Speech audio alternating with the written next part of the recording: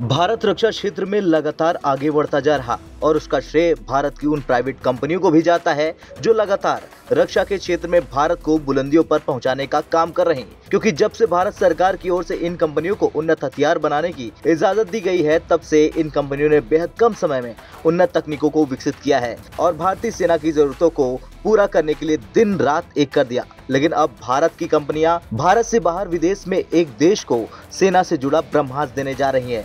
अफ्रीकी देश मोरक्को की रॉयल आर्म फोर्सेस को 6 पहियों वाले 92 मिलिट्री ट्रक मिलने वाले हैं। खास बात है कि इन ट्रकों का निर्माण भारतीय कंपनी टाटा एडवांस सिस्टम ने किया है। दरअसल इंडियन डिफेंस रिसर्च विंग ने अपनी रिपोर्ट में जानकारी देते हुए बताया कि मुस्लिम देश मोरक्को भारत से मिलिट्री ट्रक खरीदेगा, वो भी बड़ी संख्या में। अब ये खबर दुनिया में सुर्खियां बटोर रही है, लेकिन ये खबर पाकिस्तान और भारत विरोधी देशों को कांटे की तरह चुभेगी, क्योंकि ये वही मोरक्को है जिसने फीफा वर्ल्ड कप में जीत हासिल की, सेमीफाइनल में पहुंचा, एंट्री की, तो पाकिस्तान ने इसे मुस्लिम टीम की जीत बताया। वैसे इसमें कोई दो राय नहीं कि पाकिस्तान और मोरक्को के दोस्ताना संबंध भी है, लेकिन जब मोरक्को को अपनी सेना को मजबूती देने की जरूरत पड़ेगी तो इसने भारत का साथ मांगा और भारत की कंपनी ने बड़ा दिल दिखाते हुए मोरक्को को 92 मिलिट्री ट्रक देने का ऐलान कर डाला। तो वहीं मोरक्को की सेना ने एक बयान जारी करते हुए ट्विटर पर इसकी पुष्टि की कि ऑर्डर किए गए मिलिट्री ट्रकों की डिलीवरी होने वाली है। IDRW ने कुछ फोटो पोस्ट की जिसमें 6 पहिए वाले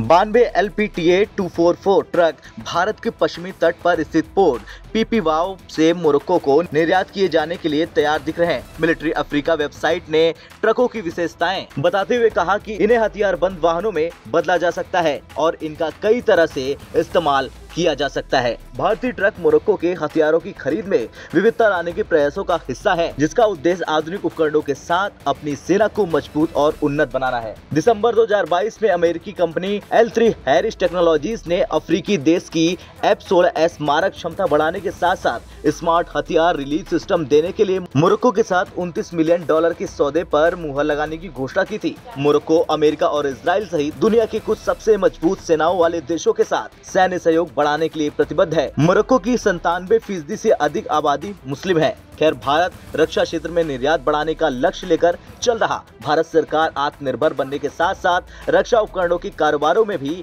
स्थिति बेहतर करना चाहती है। ताकत और तकनीक की दुनिया में भारत का परचम लहराने की कोशिश कर रही है। भारत के रक्षा उपकरण और मेक इन इंडिया हथियारों पर दुनिया का बढ़ता भरोसा इस बात की तस्दीक कर रहा कि डिफेंस सेक्टर में भारत किसी से कम नहीं। ब्यूरो रिपोर्ट, भारत तक।